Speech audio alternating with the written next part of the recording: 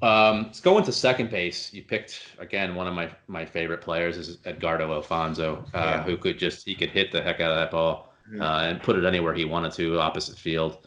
How was your selection at that position? Yeah, that was very easy for the starter with Edgar Alfonso. He's one of my favorites as well.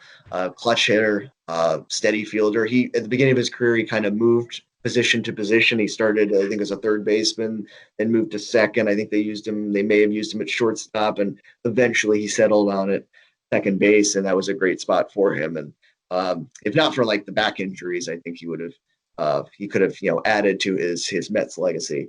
But after him, it was a very interesting choice. I went with two more. And in an earlier podcast, someone asked me, was there a player that I initially made a list and said, oh, that person's not going to make the team. And then eventually I realized, oh, I guess he is. That person's Daniel Murphy. And we talk about polarizing figures in Mets history. I don't know if he's the most polarizing, but he's certainly up there. And I think his time after the Mets has really kind of added some interesting layers to his Mets legacy. But from whatever you want to say about his questionable fielding, his base running, very questionable as well. Notwithstanding that great base running play he made in Game 5 of the NLDS, he was a very solid hitter and very consistent hitter. Got over 30 doubles pretty much every year that he was healthy. And of course, what put him over the top was that 2015 postseason, which was unlike any other in baseball history. So that really was the tiebreaker and put him on the list. I looked at a few other players, and I normally don't use WAR as a tiebreaker, but I did it in this case, and that's what put Wally Backman on the team over Felix Millan.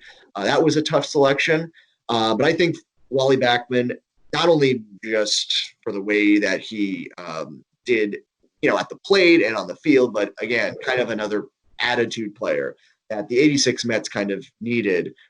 He was kind of a tone setter at the top of the order. So I don't think that should be certainly rewarded in terms of making a team.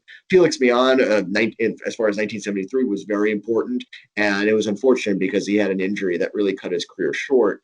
But was, I believe, set the record in 1973 for the most hits in a single season, and he may have broken that 2 years later. So Felix Millan was very borderline in terms of making the team.